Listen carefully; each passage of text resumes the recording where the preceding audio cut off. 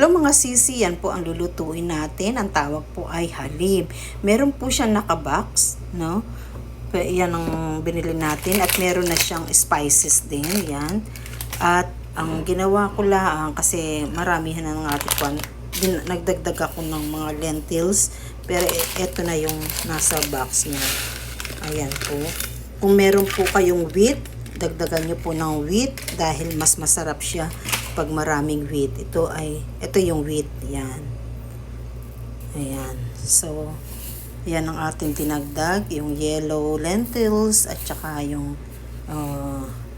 ito po, yung white.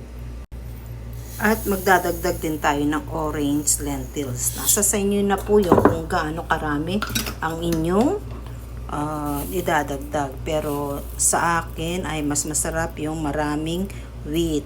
Ito'y madali lang iluto. Muna isusok muna natin ang mga lentils for 20 minutes.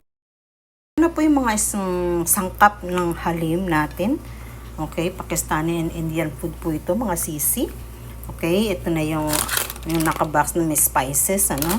Meron tayong ginger garlic paste, onion. Ang gagamitin po natin ay ghee butter at itong mga lentils na nasoak na natin. Ito masarap at kinakain nila na with naan or chapati ang tawag nila. Kailangan po sa pressure cooker natin iluluto mga sisi.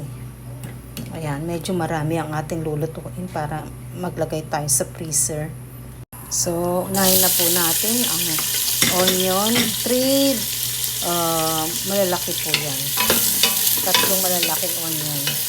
So, ang mga lentils po na gamit dito ay yellow pea, split mung beans, at ano ito? Yellow and white lentils po mga sisi. Ayan, meron din po siyang barley. Note po mga sisi, wag hayaang ma-burn. At magdagdag na po tayo, maglagay tayo ng tubig mga sisi. Ayan, pakuluan natin yan ng around less than 1 hour. Check natin katapos ng 30 minutes mga sis kung okay na. Ayan, tinakpan na natin mga sisi ang ating pressure cooker. At yan na po mga sisi, kagrind na po natin.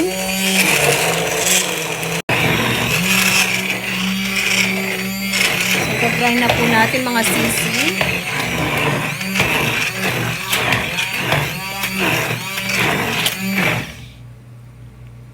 Po ng tubig mga sisi. So pakukuloyin ko lang po ng mga 5 minutes and dadagdagan lang ng salt or stock, chicken stock, and it's done na po. Ayan, sana po ito'y nagustuhan ninyo. Napakadali lang po mga sisi, kahit na anong meat, no? Pwede dito, chicken, mutton, pwede po.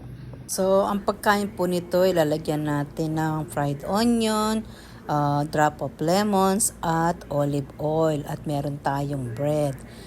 Thank you for watching mga sisi and stay healthy everyone.